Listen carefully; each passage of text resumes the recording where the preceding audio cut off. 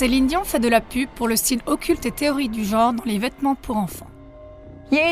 Céline Dion, tout le monde la connaît, cette Canadienne qui est devenue l'une des chanteuses pop les plus connues au monde dans les années 90 avec sa chanson et mélodie principale My Heart Will Go On pour le film Titanic. Aujourd'hui, elle est ambassadrice publicitaire de la marque de vêtements de mode Céline Nounou, une nouvelle collection de mode pour enfants et bébés. Ce qui distingue ces vêtements, c'est leur absence de spécificité sexuelle en accord avec la théorie du genre. En collaboration avec la marque Nounou, très populaire à Hollywood, ont été confectionnés des vêtements qui n'ont plus de différenciation sexuelle claire et peuvent être portés par les deux sexes. Les filles et les garçons devraient ainsi être libérés de leur rôle traditionnel de genre et encouragés dans leur liberté individuelle. Du moins, c'est ce que dit la campagne publicitaire. De nombreuses stars comme Jennifer Garner, Gwen Stefani ou Kourtney Kardashian soutiennent cette tendance en habillant leurs enfants selon cette mode unisexe. Des personnalités de renommée mondiale sont donc en train de faire avancer massivement la dissolution des identités naturelles de genre. C'est pourquoi cela vaut la peine de regarder de plus près cette marque de vêtements. Il est intéressant de noter que le programme de Céline Nounou n'inclut pas seulement la neutralité sexuelle, mais que le film publicitaire de la campagne est aussi profondément imprégné d'une idéologie occulte.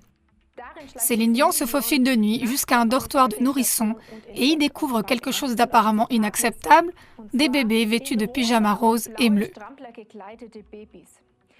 Elle souffle de la poudre noire, tout change et devient sombre.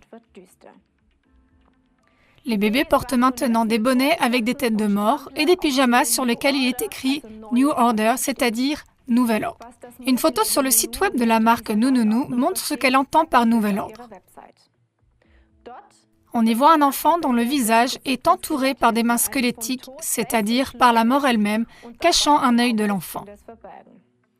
Nounou est de toute évidence animé par une idéologie extrêmement douteuse.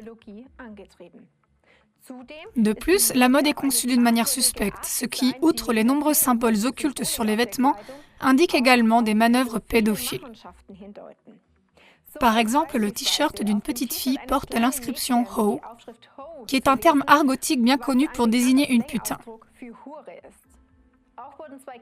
2 enfants ont également été photographiés sous l'enseigne « Let's Get Physical », en français « Passons à l'étape physique », sachant que la chanson du même titre parle de sexe. Ces représentations ne sont en aucun cas hasardeuses. Cela est confirmé sur le compte Instagram de Nounou World. Il y a beaucoup d'images, de peintures sinistres et inquiétantes qui représentent la sexualisation des enfants et le culte du diable. Ainsi, l'hommage au dieu occulte Baphomet, qui est vénéré comme Satan, joue un rôle important dans de nombreuses images. On le voit aussi au fait que de nombreux enfants sont représentés sur la page Instagram de Nounou World avec des cornes ou une tête de chèvre. Baphomet, qui représente les pouvoirs des ténèbres, n'est pas seulement décrit comme un démon ailé avec une tête de chèvre à cornes, mais aussi comme un être bisexuel aux organes masculins et féminins. En conséquence, le changement de sexe a une tradition satanique ancienne. Il est donc évident que les mouvements de propagande de la théorie du genre qui vont à l'encontre des sexes définis ont leur origine dans le satanisme. Et le but du satanisme est évidemment l'abus, ainsi que la torture et la destruction des êtres humains. Monseigneur John Esseff, prêtre du diocèse de Scranton en Pennsylvanie, qui est aussi exorciste officiel, met en garde de toute urgence contre la mode occulte de Céline Nounou. Selon lui, la dimension démoniaque qui se cache derrière une telle ligne de vêtements va très loin.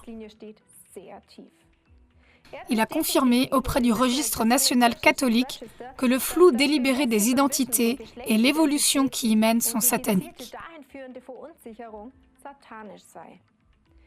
Nous vous quittons avec une excellente citation de Monseigneur John Esseff. Quand un enfant est né, quelle est la première chose qu'on dit de cet enfant ? C'est un garçon ou une fille. Dire cela est la chose la plus naturelle au monde. Mais dire qu'il n'y a pas de différence, c'est satanique. Je suis convaincu que la façon dont cette histoire de genre se propage est démoniaque, c'est mal.